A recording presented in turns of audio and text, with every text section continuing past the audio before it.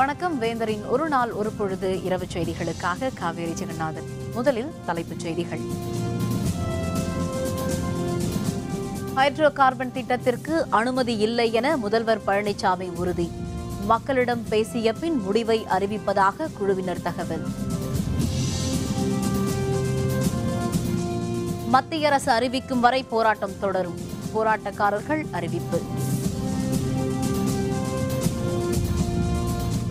நெடுவாசலில் 14வது நாளாக தொடரும் போராட்டம். புதுக்கோட்டை மாவட்டம் முழுவதும் கடைகள் அடைப்பு. மு.க. ஸ்டாலின் 65வது பிறந்த நாள். தலைவர்கள் கட்சியினர் வாழ்த்து.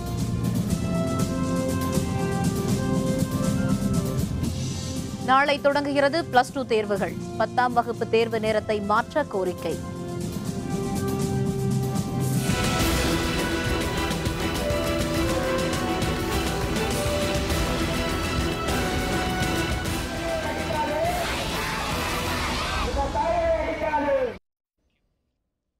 நெடுவாசல் ஹைட்ரோ கார்பன் திட்டத்திற்கு தமிழக அரசு அனுமதி அளிக்காது என்று முதல்வர் பழனிசாமி தெரிவித்துள்ளார். நெடுவாசல் போராட்டக் குழுவினர் முதல்வரை சந்தித்த பிறகு தமிழக அரசு வெளியிட்டுள்ள செய்திக்குறிப்பில் இந்த தகவல் தெரிவிக்கப்பட்டுள்ளது. கடந்த 27ஆம் தேதி பிரதமரை நேரில் சந்தித்த போது நெடுவாசல் பிரச்சினை குறித்து முதல்வர் பழனிசாமி எடுத்துரைத்ததாகவும், வணிக ரீதியான உற்பத்திக்கு இத்திட்டத்திற்கு நெடுவாசலில் பெட்ரோலிய சுரங்க குத்தகை உரிமத்தை மாநில அரசு வழங்கவில்லை என்று முதல்வர் ஏற்கனவே கூறியதும் தெரிவிக்கப்பட்டுள்ளது. மாநில அரசு இத்திட்டத்திற்கு அனுமதி அளிக்காது என்றும், எனவே நெடுவாசல் மக்களும் விவசாயிகளும் எந்த அச்சமும் கொள்ள தேவையில்லை என்றும் முதல்வர் பழனிசாமி குறிப்பிட்டது சுட்டிக்காட்டத்தக்கது. விவசாயிகள் பாதிப்படையக்கூடிய எந்த திட்டமானாலும் அதை இந்த அரசு செயல்படுத்தாது என்று போராட்டக் குழுவினரிடம் தெரிவித்ததாகவும் குறிப்பிடப்பட்டுள்ளது. எனவே அரசின் இந்த உறுதியை ஏற்று நெடுவாசலில் நடைபெற்று வரும் போராட்டத்தை கைவிட வேண்டும் என்று கிராம பிரதிநிதிகளை முதல்வர் பழனிசாமி கேட்டுக் கொண்டதாகவும் அந்த செய்திக்குறிப்பில் தெரிவிக்கப்பட்டுள்ளது.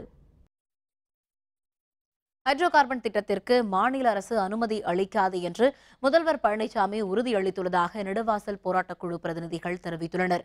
நெடுவாசலில் செயல்படுத்தப்பட இருக்கும் ஹைட்ரோ கார்பன் எடுக்கும் திட்டத்தால் விவசாயிகளின் வாழ்வாதாரம் பாதிக்கப்படும் என்று பல்வேறு தரப்பினரும் தெரிவித்து வருகின்றனர். விவசாயிகளை காப்பாற்ற நடவடிக்கை எடுக்குமாறு பல்வேறு கட்ட போராட்டங்கள் நடைபெற்று வருகின்றன. நெடுவாசலில் போராட்டம் நடத்தி வருவோரின் பிரதிநிதிகளை பேச்சுவார்த்தைக்கு வருமாறு முதல்வர் எடப்பாடி பழனிசாமி அழைப்பு விடுத்திருந்தார்.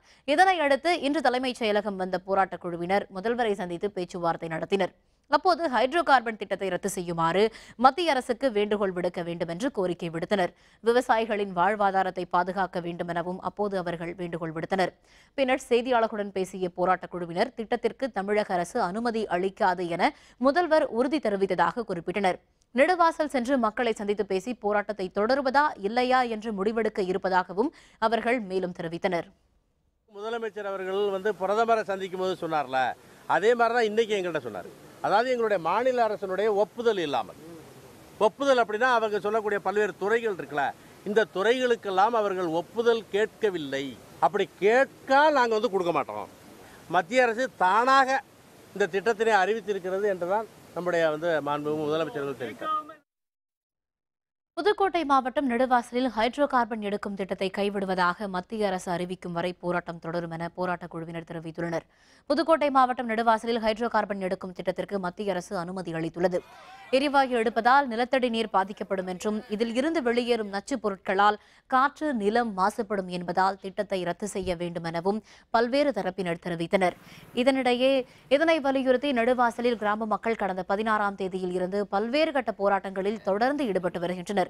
நெடுவாசல் மக்களுக்கு ஆதரவு தெரிவிக்கும் வகையில் வணிகர்கள் கடைகளை அடைத்து போராட்டத்தில் ஈடுபட்டனர்.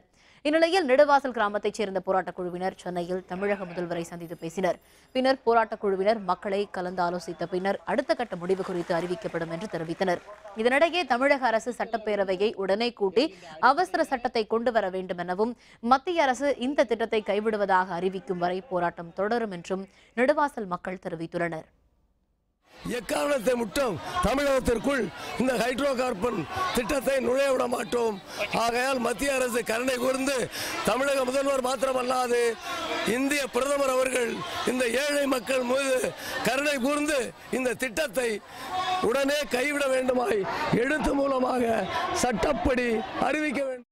பாதுகாக்கப்பட்ட வேளாண் மண்டலமாக அறிவிப்பதன் மூலம் தான் வேற ஒரு திட்டங்களை எங்கள் மேலே திணிக்கிறதுக்கு நாங்கள் வாய்ப்பு இல்லாமல் போகும். அதனால் இது பாதுகாக்கப்பட்ட வேளாண் மண்டலமாக அறிவிக்கணும். அதே போல் பார்த்தீங்கன்னா இந்த பகுதியை புதுக்கோட்டை மாவட்டத்தில் பெருமைமிகு அடையாளமாக அறிவிக்கணும். இது கோடை வாழிடமாக அறிவிக்கணும் கோரிக்கை வச்சுருக்கோம். எங்கள் போராட்ட குழு திரும்ப நாங்கள் கலந்து பேசி அடுத்த கட்ட நகர்வை நாங்கள் முன்னெடுப்போம். இது மாணவர் போராட்ட மண்டபம்ல அகில இந்திய அளவில் உலக தமிழர்களே இன்றைக்கு இந்த போராட்ட காலத்தை விட்டு நோக்கி கொண்டு இருக்கும் வேளையில் உலகத்தில் உள்ள அனைத்து தமிழருக்கும் பாதிக்கப்படக்கூடிய சூழ்நிலையிலே அவர்களெல்லாம் கிளர்த்தியிலிருந்து இந்த போராட்ட காலத்திலே ஒரு வேறு வடிவமான போராட்டமாக மாறக்கூடாத நிலைமையிலே இது அரசு செயல்படுத்துவார்கள் என்று நாங்கள் எல்லாம் எதிர்பார்த்து கொண்டு காத்திருக்கிறோம். நெடுவாசல் ஹைட்ரோ கார்பன் திட்டத்தை கைவிடக் கோரி மு.க. ஸ்டாலின் எழுதிய கடிதத்தை மத்திய அமைச்சர் தர்மேந்திர பிரதானிடம் திமுக எம்பிக்கள் அளித்தனர். மத்திய பெட்ரோலியத்துறை அமைச்சர் தர்மேந்திர பிரதானை திமுக எம்பிக்கள் திருச்சி சிவா, கனிமொழி ஆகியோர் இன்று சந்தித்தனர். அப்போது நெடுவாசல் ஹைட்ரோ கார்பன் திட்டத்தை கைவிட வேண்டும் என வலியுறுத்தி மு.க. ஸ்டாலின் எழுதிய கடிதத்தை அவர்கள் அமைச்சரிடம் அளித்தனர். நெடுவாசலில் ஹைட்ரோ கார்பன் எடுக்கின்ற திட்டத்திற்கு கடந்த 14 நாட்களுக்கு மேலாக பெரும் போராட்டம் நடைபெற்று வருகிறது.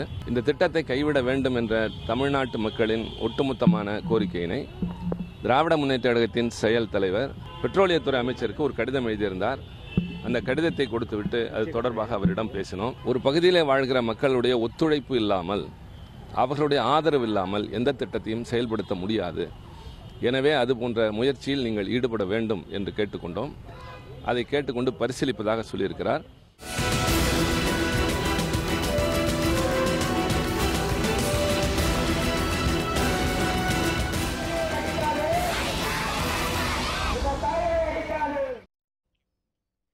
திமுக செயல் தலைவரும் பேரவை எதிர்க்கட்சித் தலைவருமான மு.க. ஸ்டாலின் பிறந்த நாளை ஒட்டி திமுக தலைவர் கருணாநிதி, பொதுச் செயலர் அன்பழகன் ஆகியோரிடம் வாழ்த்து பெற்றார்.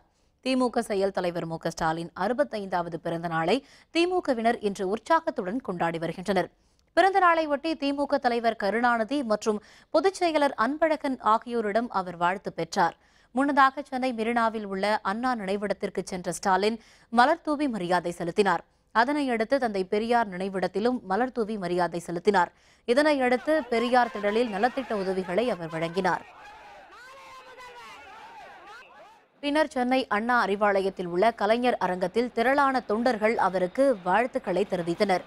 சால்வை அணிவிப்பதை தவிர்க்குமாறு ஏற்கனவே ஸ்டாலின் கேட்டுக் கொண்டதற்கு இணங்க புத்தகங்கள், பழங்கள் உள்ளிட்டவற்றை தொண்டர்கள் அவருக்கு வழங்கினர்.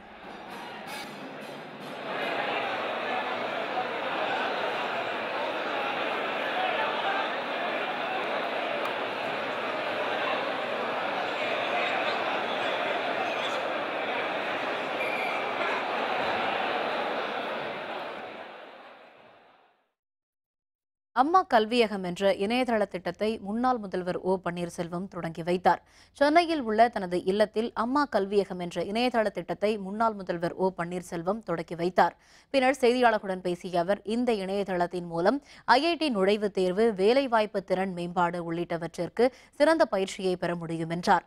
மேலும் உலக தரத்திற்கு தமிழக கல்வியை உயர்த்த வேண்டும் என்கிற முன்னாள் முதல்வர் ஜெயலலிதாவின் நோக்கத்தை நிறைவேற்றும் வகையில் இந்த திட்டம் தொடங்கப்பட்டுள்ளதாகவும் அவர் தெரிவித்தார். இந்த நிகழ்ச்சியில் முன்னாள் அமைச்சர்கள் பொன்னையன், KP முனுசாமி, பாண்டியராஜன் உள்ளிட்டோர் கலந்து கொண்டனர். இன்றைக்கு ஏழை எளிய மக்கள், அதிலும் கிராமப்புறங்களில் வாழ்கின்ற மக்கள், மாணவ செல்வங்கள் அந்த கல்வி அறிவை பெற வேண்டும் என்ற நல்ல நோக்கத்தோடு இன்றைக்கு இந்த பணி துவக்கி வைக்கப்பட்டிருக்கிறது. எந்த நோக்கத்திற்காக இந்த கல்வியகத்தை அமைத்தார்களோ அந்த நோக்கம் ஈடேறுவதற்கு நல்ல வல்ல முயற்சிகளை இந்த கல்வியகம் மேற்கொண்டு உலக தரத்திலான கல்வியகம், அம்மா கல்வியகம் என்ற நல்ல பெயரினை இது பெற வேண்டும். பின்னர் செய்தியாளர்களுடன் பேசிய முன்னாள் அமைச்சர் பாண்டியராஜன், பன்னீர்செல்வம் முதல்வராக பதவி வகித்த போது ஜெயலலிதா மரணம் குறித்து விசாரணை ஆணையம் அமைக்க முற்பட்ட போதுதான் வலுக்கட்டாயமாக பதவியில் இருந்து நீக்கப்பட்டார் என தெரிவித்தார். புரட்சித் தலைவி அம்மா மரணத்திற்கு பின் இருக்கும் மர்மத்தை விளக்க வேண்டும் என்று ஜுடிஷியல் கமிஷன் அமைப்பதற்காக அனைத்து நடவடிக்கைகளும் எடுக்க துவங்கிய பின் இந்த ஃபோர்சிபிள் எக்ஸிட், அவங்கள வற்புறுத்தி இந்த ராஜினாமா பெறப்பட்டது என்பதை கவர்னர் முதல்ல இருந்து ஸ்பீக்கர் வரைக்கும் நாங்கள் சொல்லியிருக்கோம். அதை மக்களுக்கும் உங்கள் மூலமாக கொண்டு செல்வதில் மகிழ்ச்சி அடைகிறோம். சென்னையில் 2 நாட்கள் நடைபெறவுள்ள செய்தி மக்கள் தொடர்புத்துறை அலுவலர்களுக்கான பயிற்சி வகுப்பினை செய்தி மற்றும் விளம்பரத்துறை அமைச்சர் கடம்பூர் ராஜு இன்று தொடங்கி வைத்தார். கலைவாணர் அரங்கத்தில் நடைபெற்ற இந்த பயிற்சி மற்றும் பணி ஆய்வுக் கூட்டத்தில் தமிழ் வளர்ச்சி மற்றும் செய்தித்துறை செயலர் ரா வெங்கடேசன், செய்தி தொடர்பு மக்கள் தொடர்புத்துறை இயக்குநர் குமரகுருபரன், கூடுதல் இயக்குநர்கள் SP எழிலழகன், உல ரவீந்திரன் உள்பட செய்தி மக்கள் தொடர்புத்துறை அலுவலர்கள் கலந்து கொண்டனர். ஆய்வுக் கூட்டத்தில் பேசிய அமைச்சர் கடம்பூர் ராஜு, அரசின் திட்டங்களை மக்களுக்கு எடுத்துச் செல்வதில் செய்தி மக்கள் தொடர்பு அலுவலர்கள் சிறப்பாக செயல்பட வேண்டும் எனவும், அறிவிக்கப்பட்ட மனுநீதி சோழன், ஹைதர் அலி, திப்பு சுல்தான், சுவாமி சஜானந்தா, பட்டுக்கோட்டை அழகிரி சாமி ஆகியோரின் மணிமண்டப கட்டுமான பணிகளை விரைவுபடுத்த வேண்டும் என்றும் அவர் கேட்டுக்கொண்டார். +2 தேர்வு நாளை தொடங்குகிறது. தமிழகம் மற்றும் புதுச்சேரியில் சுமார் 9 லட்சம் மாணவ மாணவியர் இத்தேர்வை எழுதுகின்றனர். தமிழகம் முழுவதும் நாளை +2 தேர்வுகள் தொடங்குகின்றன. இதற்கான விரிவான ஏற்பாடுகள் செய்யப்பட்டுள்ளன. தமிழகம் மற்றும் புதுச்சேரியில் சுமார் 9 லட்சம் மாணவ மாணவியர் +2 பொதுத் தேர்வை எழுதுகின்றனர். நாளை தொடங்கும் தேர்வுகள் வரும் 30ஆம் தேதி வரை நடைபெறுகிறது. தேர்வுக்காக மாநிலம் முழுவதும் 2427 மையங்கள் அமைக்கப்பட்டுள்ளன என்றும், தேர்வுக்கூடத்தில் ஒழுங்கீன செயல்களை தடுக்க பறக்கும் படைகள் அமைக்கப்பட்டுள்ளதாகவும் அரசு தேர்வுத்துறை தெரிவிக்கப்பட்டுள்ளது. மேலும் மாவட்ட ஆட்சியர், கோட்டாட்சியர், வட்டாட்சியர் உள்ளிட்ட அலுவலர்களை கொண்டு திடீர் ஆய்வு நடத்தவும் திட்டமிடப்பட்டுள்ளதாக தேர்வுத்துறை சார்பில் தெரிவிக்கப்பட்டுள்ளது. 10ஆம் வகுப்பு மாணவர்கள் தேர்வு எழுதும் நேரத்தை மாற்றுமாறு ஆசிரியர் சங்கங்கள் சார்பில் கோரிக்கை விடுக்கப்பட்டுள்ளது. தமிழகம் முழுவதும் +2 பொதுத் தேர்வுகள் நாளை காலை 10 மணிக்கு தொடங்க உள்ளது. இதையடுத்து 10ஆம் வகுப்பு பொதுத் தேர்வுகள் வருகிற 8ஆம் தேதி முதல் தொடங்க உள்ளது. இந்த தேர்வு காலை 9:15 மணிக்கும் பகல் 12 மணிக்கு முடிவடையும் என்று அறிவிக்கப்பட்டுள்ளது. இதில் 10ஆம் வகுப்பு தேர்வு எழுதும் மாணவர்களின் நலன் கருதி தேர்வு நடைபெறவுள்ள நேரத்தை 9:15 மணியில் இருந்து 10 மணிக்கு மாற்ற வேண்டும் என்று ஆசிரியர் சங்கங்கள் சார்பில் பள்ளிக்கல்வித்துறைக்கு மனு அளிக்கப்பட்டுள்ளது. அதில் 10ஆம் வகுப்பு மாணவர்கள் தேர்வு எழுதும் நேரத்தை காலை 10 மணி என மாற்றி அமைத்தால் கிராமங்களில் இருந்து 10ஆம் வகுப்பு தேர்வு எழுத வரும் மாணவர்களுக்கு மிகவும் பயனுள்ளதாக இருக்கும் என்றும் மனுவில் கூறப்பட்டுள்ளது. இந்த ஆண்டு ஒரே மார்ச் மாதத்திலேயே 10ஆம் வகுப்பு மற்றும் 12ஆம் வகுப்புகளுக்கான தேர்வுகள் நடைபெற இருக்கிறது. எனவே வயதில் சிறிய முதலாக பொதுத் தேர்வை எழுத இருக்கிற கிராமப்புற மாணவர்கள் நலன் கருதி 12ஆம் வகுப்புகளுக்கு எவ்வாறு தேர்வு நடைபெறும், அதே போல் 10ஆம் வகுப்பு மாணவர்களுக்கும் 9 மணிக்கு நடைபெற இருக்கக்கூடிய தேர்வினை 10 மணிக்கு மாற்றி வைத்து அவர்களுக்கு உதவிடுமாறு தேர்வுத்துறையும் பள்ளிக்கல்வித்துறையும் தமிழ்நாடு ஆசிரியர் முன்னேற்ற சங்கத்தின் சார்பாக கேட்டுக்கொள்கிறோம். மருத்துவ படிப்பில் சேர்வதற்கான நீட் எனப்படும் அகில இந்திய மருத்துவ நுழைவுத் தேர்விற்கு இணையதளம் வழியாக விண்ணப்பிக்க இன்று கடைசி நாள். நாடு முழுவதும் உள்ள அரசு மற்றும் தனியார் மருத்துவக் கல்லூரிகள், நிகர்நிலை பல்கலைக்கழகங்களில் உள்ள மருத்துவ படிப்புகளில் சேர தேசிய தகுதி மற்றும் நுழைவுத் தேர்வை மத்திய அரசு கட்டாயமாக்கியுள்ளது. இதனையடுத்து இந்த ஆண்டு நீட் தேர்வு எழுதுவோர் www.cbsc.net.nic.in என்ற இணையதளம் வழியாக விண்ணப்பிக்கலாம் என அறிவிக்கப்பட்டிருந்தது. இதற்காக ஆன்லைன் மூலம் விண்ணப்பிக்கும் முறை கடந்த ஜனவரி 31ஆம் தேதி தொடங்கியது. தமிழ் உள்ளிட்ட 8 மொழிகளில் நடத்தப்படும் இந்த தேர்வினை 10 லட்சம் மாணவர்கள் எழுதுகின்றனர். வரும் மே மாதம் 7ஆம் தேதி நீட் தேர்வு நடைபெற உள்ளது. இந்த தேர்விற்கு விண்ணப்பிக்க இன்று கடைசி நாள். இதனிடையே நீட் தேர்வில் இருந்து தமிழகத்திற்கு விலக்கு கோரும் சட்ட முன்வரைவிற்கு குடியரசுத் தலைவர் பிரணாப் முகர்ஜி இன்னமும் ஒப்புதல் அளிக்கவில்லை என்பது நினைவு கூறத்தக்கது. நீட் தேர்வுக்கு எதிர்ப்பு தெரிவித்து புதுச்சேரியில் ஆளுநர் மாளிகையை முற்றுகையிட முயன்றவர்களை காவல்துறையினர் தடுத்து நிறுத்தியதால் கடும் தள்ளுமுள்ளு ஏற்பட்டது. மருத்துவ படிப்பிற்கான தேசிய தகுதி நுழைவுத் தேர்விற்கு விண்ணப்பிக்க இன்று கடைசி நாளாகும். இந்த நிலையில் நீட் தேர்விற்கு புதுச்சேரி அரசு அனுமதி வழங்கக்கூடாது என வலியுறுத்தியும் மத்திய அரசை கண்டித்தும் பல்வேறு சமூக அமைப்புகள் புதுச்சேரி ஆளுநர் மாளிகையை முற்றுகை போராட்டத்தில் ஈடுபட்டனர். மேலும் ஆளுநர் மாளிகைக்கு வந்த சுகாதாரத்துறை இயக்குநரையும் போராட்டக்காரர்கள் தடுத்து நிறுத்தி சுற்றி வளைத்தனர். இதன் காரணமாக காவல்துறையினர் போராட்டக்காரர்களை தடுக்க முயன்றபோது கடும் தள்ளுமுள்ளு ஏற்பட்டது. அவர்களை காவல்துறையினர் வலுக்கட்டாயமாக கைது செய்தனர். இதனால் அப்பகுதியில் பரபரப்பு ஏற்பட்டது.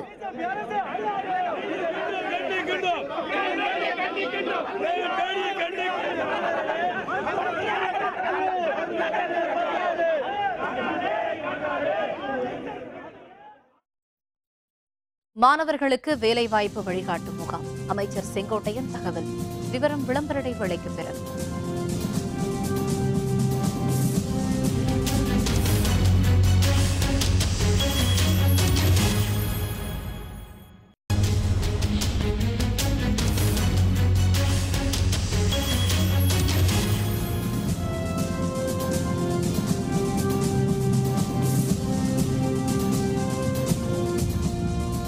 செய்திகள் தொடர்கின்றன. தமிழக அரசின் சார்பில் 10ஆம் வகுப்பு மற்றும் +2 முடித்த மாணவர்கள் அடுத்ததாக என்ன செய்யலாம் என்று வழிகாட்டும் வகையில் எதிர்காலத்திற்கான கலந்தாலோசனை அளிக்கப்பட உள்ளதாக பள்ளிக்கல்வித்துறை அமைச்சர் செங்கோட்டையன் தெரிவித்துள்ளார். தலைமைச் செயலகத்தில் இன்று செய்தியாளர்களுடன் பேசிய அமைச்சர் செங்கோட்டையன், அறிவியல், பொறியியல், பொதுத்துறை நிறுவனங்கள், வேலை வாய்ப்புகள், போட்டித் தேர்வுகள் குறித்த வழிகாட்டுதல் இந்த முகாமில் வழங்கப்பட போவதாக கூறினார். தன்னார்வ தொண்டு நிறுவனத்துடன் இணைந்து செயல்படும் இந்த பயிற்சி முகாமானது வரும் ஏப்ரல் 6 மற்றும் 7ஆம் தேதி நடைபெறும் என்றும் மாநிலம் முழுவதும் மொத்தம் 541 இடங்களில் இந்த முகாம் நடத்தப்பட உள்ளதாகவும் தெரிவித்தார். இந்த 10th ஸ்டாண்டர்ட் +2 படிக்கிற மாணவர்கள்லாம் வழிகாட்டு நெறிமுறைகள்ங்கிற மாதிரி கேரியர் கைடன்ஸ் கவுன்சிலிங் சொல்லி அதுக்கு மொத்தம் 541 இடத்துல இது நடத்த போகிறோம். இது 2 நாட்கள் நாங்கள் செலக்ட் பண்ணுறோம். இதில் மருத்துவர், பொறியாளர்கள், அறிவியல் உள்ளிட்ட பிரிவுகளை பற்றி டிஸ்கஷன், பொதுத்துறை நிறுவனங்கள், வேலைவாய்ப்புகள், அதற்கு போட்டித் தேர்வுகள் குறித்து ஆலோசனைகள் மற்றும் வழிகாட்டுதலின்படி மாநில கல்வி ஆராய்ச்சி மற்றும் பயிற்சி நிறுவனம் சிறப்பான ஆலோசனைகள் அதில் வழங்கப்படும். பன்னாட்டு குளிர்பானங்கள் மீதான மக்களின் தாகம் குறைந்து வருவதால் விற்பனை குறைந்து வருவதாக வணிகர்கள் தெரிவித்தனர். இயற்கை பானங்கள் மீது மக்களின் பார்வை திரும்பி உள்ளதால் தர்பூசணி, இளநீர் விற்பனை விறுவிறுப்படைந்துள்ளது. ஜல்லிக்கட்டிற்கு ஆதரவு தெரிவித்து சென்னை மெரினா உள்பட மாநிலம் முழுவதும் நடைபெற்ற தொடர் போராட்டத்தில் பன்னாட்டு குளிர்பானங்களை புறக்கணிப்போம் என்ற முழக்கம் முனைப்புடன் எழுப்பப்பட்டது. இதற்கு ஆதரவு தெரிவிக்கும் வகையில் மார்ச் 1ஆம் தேதி முதல் பன்னாட்டு குளிர்பானங்களை விற்பனை செய்வதில்லை என தமிழ்நாடு வணிகர் சங்க பேரவையும் பேரமைப்பும் அறிவித்தன. இந்த நிலையில் சென்னை உள்பட மாநிலம் முழுவதும் பெரும்பான்மையான கடைகளில் பன்னாட்டு குளிர்பானங்கள் விற்பனை செய்யப்பட்டு வருகின்றன. இது தொடர்பாக கருத்து தெரிவித்த சென்னை வணிகர்கள், பன்னாட்டு குளிர்பானங்களை பெரும்பான்மையான மக்கள் புறக்கணிக்க தொடங்கிவிட்டதால் விற்பனை குறைந்துள்ளதாகவும், இருப்பு வைக்கப்பட்டுள்ள குளிர்பானங்களை மட்டுமே விற்பனை செய்து வருவதாகவும் தெரிவித்தனர். வியாபாரி சங்கம் தலைவர் சொல்லியிருக்காரு, வெளியூர் பொருள் விற்கக்கூடாது சொல்கிறாங்க. அது பதில் இந்தியா ப்ராடக்ட் அதுவும் வரணும். இந்தியனில் என்ன இருக்குது நம்ம நாட்டில், அது பொருள் கூல்ட்ரிங்க்ஸ் வரணும். நாட்டுக்கு நல்லது, நம்ம நாட்டு கொஞ்சம் முன்னேறும். இன்றைக்கி தர்பீஸ், வாட்டர் மிலா எல்லாமே இருக்குது. அதெல்லாம் ஜூஸ் இயற்கையான ஒரு ஜூஸ் தான், அதை உபயோகப்படுத்தலாம். பெப்சி கோக்குனால என்னென்ன பாதிப்புகள் வருதுன்னு தெரியுது. அதை பற்றி எல்லாருமே வாட்ஸ்அப்பில் எல்லாத்துலேயும் வருது. மார்ச் 1லேருந்து கண்டிப்பாக எல்லா இளைஞர்களும் அமல்படுத்துவாங்க. யாரும் சாப்பிட மாட்டாங்க. இளநீர், மோர், அப்புறம் பதநீர், இதை போன்ற இயற்கை பானங்களை குடித்தா நமக்கும் நல்லது, உடம்புக்கும் நல்லது, ஆரோக்கியமாக இருக்கலாம். இதனால் நம்மளுடைய வர்த்தகமும் நல்லா பெருகிட்டு இருக்கும். நம்ம உள்நாட்டினுடைய பானங்களை குடிக்கிறதுனால நமக்கும் நல்லது, எல்லாருக்கும் நல்லது. பன்னாட்டு குளிர்பானங்களை புறக்கணிக்கும் இளம் தலைமுறையினர் உள்பட ஏராளமானோர் இளநீர், தர்பூசணிகளை ஆர்வத்துடன் வாங்குகின்றனர். இதனால் கோடைக்காலம் தொடங்குவதற்கு முன்பே இயற்கை குளிர்பானங்களின் விற்பனை விறுவிறுப்படைந்துள்ளன. நம்ம கடையில் வாங்காமல் இருந்தால் தான் அதை ஸ்டாப் பண்ண முடியும். நம்ம ஸ்டில் வாங்கிட்டே இருந்தால் அது கண்டிப்பாக ஸ்டாப் ஆக முடியாது. ஸோ ஆஸ் நம்ம பாயிண்ட் ஆஃப் வியூ நம்ம அதை குடிக்கிறத ஸ்டாப் பண்ணிட்டா அந்த விற்கிற சேலும் கம்மியாயிடும். ஸோ நம்ம இளநீர் அதெல்லாம் வேறு ப்ராடக்ட்லாம் நம்ம தான் கண்டுபிடிக்கலாம். இந்த மாதிரி பெப்சி இதெல்லாம் தடை செய்யறது நல்லது. ஃப்ரெஷ் ஜூஸ் சாப்பிட்றது ஹெல்த்துக்கு நல்லது. ஃப்ரெஷ்ஷாக நம்ம தயார் பண்ணலாம். அந்த மாதிரி கடைக்காரங்களே மாற்றிக்கிட்டாங்கன்னா ஜனங்களும் அதையே விரும்புவாங்க. வயிறு சம்மந்த பிரச்சனைகள் எதுவும் வராமல் இருக்கிறதுக்கு தடுக்கலாம். இயற்கை வழி அழிஞ்சிட்டே இருக்குது, நம்ம விவசாயம் அழிஞ்சிட்டே இருக்குது. ஸோ நம்ம தடை செய்யணும்னா நிச்சயமாக இளநீர், மோர், நொங்கு இது மாதிரி இயற்கை சார்ந்த நம்ம முன்னோர்கள் சொல்லி கொடுத்த இதெல்லாம் நம்ம பின்பற்றினா. புதுக்கோட்டை மாவட்டம் நெடுவாசலில் ஹைட்ரோ கார்பன் எடுக்கும் திட்டத்திற்கு எதிர்ப்பு தெரிவித்து கோயம்புத்தூரில் ஆர்ப்பாட்டத்தில் ஈடுபட்ட இளைஞர்கள் கைது செய்யப்பட்டனர். புதுக்கோட்டை மாவட்டம் நெடுவாசல் பகுதியில் ஹைட்ரோ கார்பன் எடுக்கும் மத்திய அரசின் திட்டத்திற்கு எதிர்ப்பு தெரிவித்து அப்பகுதியில் 14வது நாளாக போராட்டம் நடைபெற்று வருகிறது. இதனிடையே கோயம்புத்தூரில் ஒருங்கிணைந்த நீதிமன்ற வளாகத்தின் முன்பு திரண்ட இளைஞர்கள் இந்த திட்டத்திற்கு எதிர்ப்பு தெரிவித்து ஆர்ப்பாட்டத்தில் ஈடுபட்டனர். போராட்டத்தில் ஈடுபட்ட இளைஞர்களை காவல்துறையினர் கைது செய்தனர். போராடணும். இளைஞர்கள் முன்னுக்கு நல்லபடியா போராடி மண்ணை மீட்டாகணும். இனி எதுக்குமே தமிழகம் தலை சாஞ்சி நிக்காதுன்றதை சொல்லணும். கண்டிப்பா எல்லாரும் செய்யணும். சென்னை கிண்டியில் குடிநீர் லாரி ஓட்டுநர் கட்டுப்பாடின்றி வேகமாக ஓட்டியதால் ஏற்பட்ட விபத்தில் இளைஞர் ஒருவர் சம்பவ இடத்திலேயே உயிரிழந்தார். வேளச்சேரியைச் சேர்ந்த 24 வயதான ரகுராமன் என்பவர் தனது தந்தை வைத்திருக்கும் பல்பொருள் அங்காடி வேலையாக சென்றிருந்தார். வேலை முடித்து வீடு திரும்பும் போது கிண்டி அருகே பின்னால் வந்த மாநகராட்சி குடிநீர் லாரி அதிவேகத்தில் மோதியதில் ரகுராமன் தூக்கி வீசப்பட்டு சம்பவ இடத்திலேயே உயிரிழந்தார். லாரி ஓட்டி வந்த செல்லதுரை என்பவர் மீது கிண்டி காவல்துறையினர் வழக்கு பதிவு செய்து சைதாப்பேட்டை நீதிமன்றத்தில் ஆஜர்படுத்தினர்.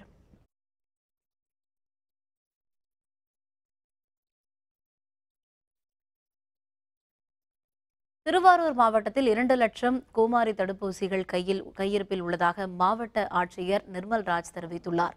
கால்நடை பராமரிப்பு துறையின் சார்பில் கோமாரி நோய் கட்டுப்படுத்தும் திட்டத்தின் கீழ் 12வது சுற்று தடுப்பூசி முகாமை திருவாரூர் மாவட்டம் பெரும்புகளூரில் மாவட்ட ஆட்சியர் தொடக்கி வைத்தார். பின்னர் செய்தியாளர்களுடன் பேசிய அவர், இதற்காக 39 கால்நடை மருத்துவ குழுக்கள் மாவட்டம் முழுவதும் பணியில் ஈடுபடுத்தப்பட்டுள்ளதாக தெரிவித்தார். இன்றைய தினம் திருவாரூர் மாவட்டத்தில் கால்நடைகளுக்கான கோமாரி தடுப்பூசி முகாம் ஆரம்பிக்கப்பட்டுள்ளது. இந்த முகாமானது 21 நாட்கள், இன்றிலிருந்து 21 நாட்களுக்கு தொடர்ந்து நடைபெறும். சுமார் 2 லட்சம் மாடுகளுக்கு இது தடுப்பூசி போடப்பட உள்ளது. நாகப்பட்டினம் மாவட்டம் வேளாங்கண்ணி ஆரோக்கிய மாதா தேவாலயத்தில் நடைபெற்ற சாம்பல் புதன் வழிபாடுகளில் திரளானோர் பங்கேற்றனர். வேளாங்கண்ணி புனித ஆரோக்கிய மாதா தேவாலயத்தில் தவக்காலம் தொடங்குவதை குறிக்கும் வகையில் சாம்பல் புதன் சிறப்பு திருப்பலி நடைபெற்றது. திருப்பலியில் கலந்து கொண்டவர்களின் நெற்றியில் சாம்பலால் சிலுவை அடையாளம் வரையப்பட்டது. இன்று முதல் ஈஸ்டர் திருநாள் வரை கடைபிடிக்கப்படும் தவக்காலத்தில் ஜெபமாலை அணிந்தும் காவி உடை அணிந்தும் பலரும் ஒருத்தல் முயற்சிகளில் ஈடுபடுவது வழக்கம்.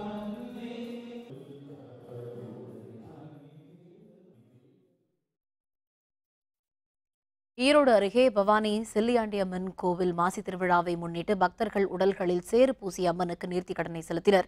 ஈரோடு மாவட்டம் பவானி செல்லியாண்டியம்மன் கோவில் மாசி மாத பெருவிழா கடந்த 14ஆம் தேதி பூச்சாட்டத்துடன் தொடங்கியது. இதனையடுத்து செல்லியாண்டியம்மனுக்கு தொடர்ந்து பல்வேறு சிறப்பு பால்குட அபிஷேகங்கள் நடைபெற்று வந்தன.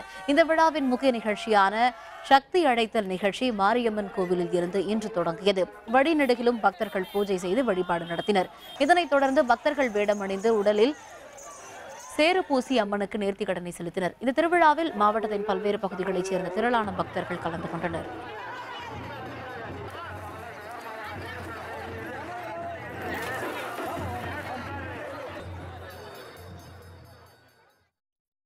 கோயம்புத்தூர் அருள்மிகு கோனியம்மன் கோவில் தேரோட்டத்தில் திரளான பக்தர்கள் கலந்து கொண்டு வடம் பிடித்து வழிபட்டனர். கோயம்புத்தூர் அருள்மிகு கோனியம்மன் கோவில் மாசி தேர் திருவிழா கடந்த மாதம் பூச்சாட்டத்துடன் தொடங்கியது. அதைத் தொடர்ந்து கொடியேற்றம், அக்னி சாட்டு, திருவிளக்கு வழிபாடு நடந்தது. விழாவின் முக்கிய நிகழ்வான தேரோட்டம் இன்று நடைபெற்றது. இதில் திரளான பக்தர்கள் கலந்து கொண்டு வடம் பிடித்து தேரிழுத்தனர். முன்னதாக ராஜவீதியில் உள்ள தேர்நிலை திடலில் நிறுத்தப்பட்டிருந்த தேரில் கோனியம்மன் எழுந்தருளினார். அம்மனை நீண்ட வரிசையில் நின்று பக்தர்கள் தரிசித்தனர்.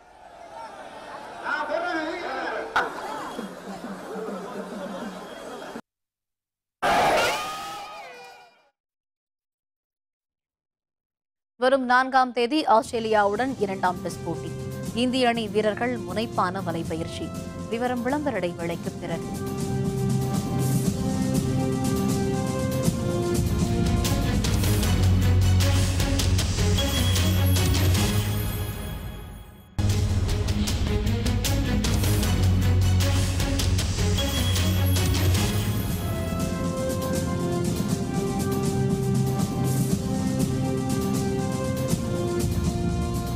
செய்திகள் தொடர்கின்றன. இனி அயலகச் செய்திகள்.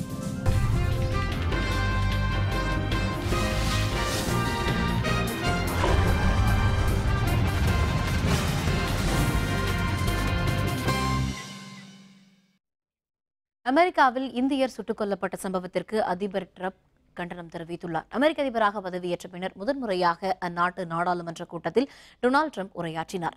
அமெரிக்காவின் கான்சஸ் நகரில் இந்தியர் ஒருவர் சுட்டுக் கொல்லப்பட்ட சம்பவத்திற்கு கடும் கண்டனம் தெரிவிப்பதாக அவர் குறிப்பிட்டார்.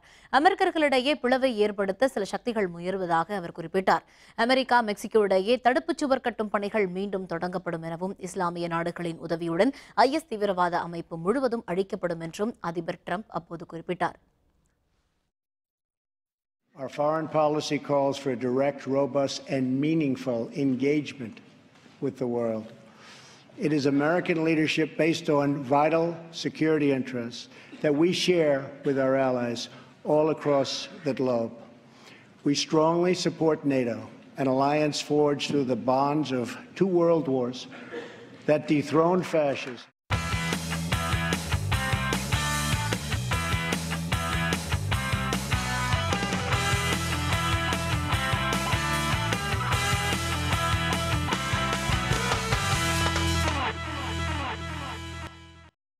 ஆஸ்திரேலியாவுக்கு எதிரான இரண்டாவது டெஸ்ட் கிரிக்கெட் போட்டியில் புதிய உத்வேகத்துடன் இந்திய அணி களமிறங்கி வெற்றி பெறும் என இந்திய வீரர் முரளி விஜய் நம்பிக்கை தெரிவித்துள்ளார். இந்தியாவில் சுற்றுப்பயணம் மேற்கொண்டுள்ள ஆஸ்திரேலிய அணி 4 டெஸ்ட் போட்டிகள் கொண்ட தொடரில் விளையாடி வருகிறது.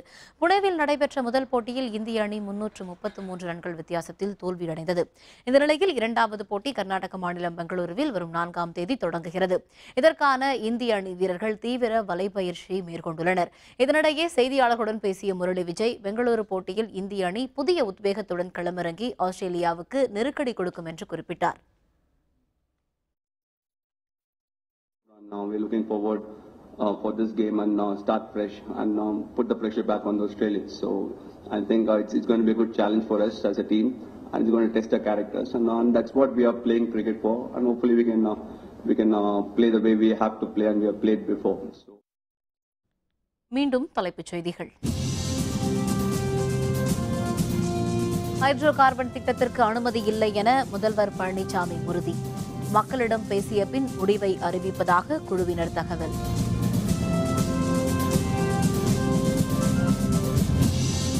மத்திய அரசு அறிவிக்கும் வரை போராட்டம் தொடரும். போராட்டக்காரர்கள் அறிவிப்பு.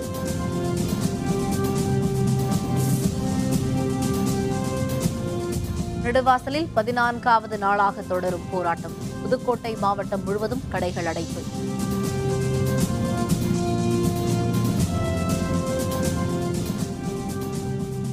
மு.க. ஸ்டாலின் 65வது பிறந்த நாள். தலைவர்கள் கட்சியினர் வாழ்த்து.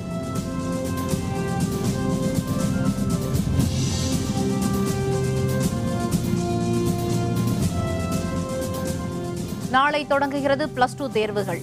10ஆம் வகுப்பு தேர்வு நேரத்தை மாற்ற கோரிக்கை. இத்துடன் வேந்தரின் ஒரு நாள் ஒரு பொழுது இரவு செய்திகள் நிறைவடைந்தன. மீண்டும் இரவு 10 மணிக்கு கண்ணுறங்கும் வேளை இரவு செய்திகளில் சந்திப்போம். வணக்கம்.